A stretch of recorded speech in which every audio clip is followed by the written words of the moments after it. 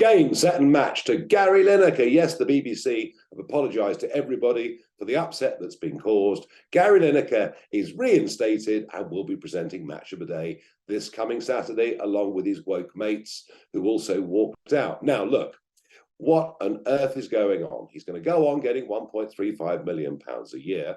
They say there's going to be a social media review, but they should have done this 3 years ago. This is not the first time that Lineker has tweeted things that are way beyond personal opinion, but are directly party political.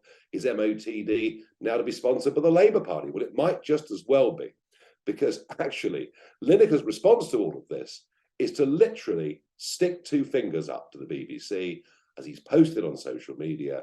Thanks to everybody for your overwhelming support.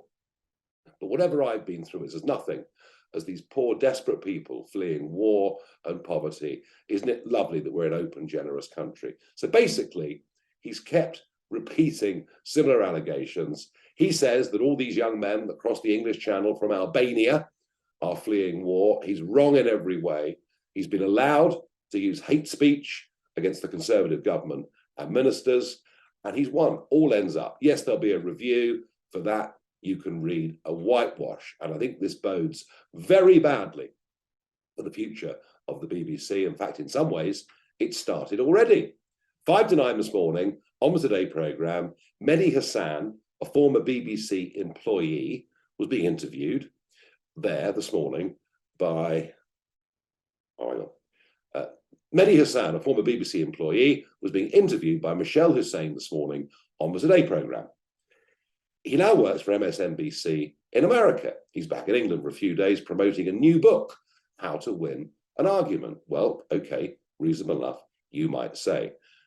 But in the little chat he was able to say that Trump put out and organised an armed insurrection of the Capitol, and then went on to describe a leading Republican congresswoman, albeit with controversial views, as insane, and that Trump posed a threat to democracy. All of this said without any counter, without any challenge whatsoever.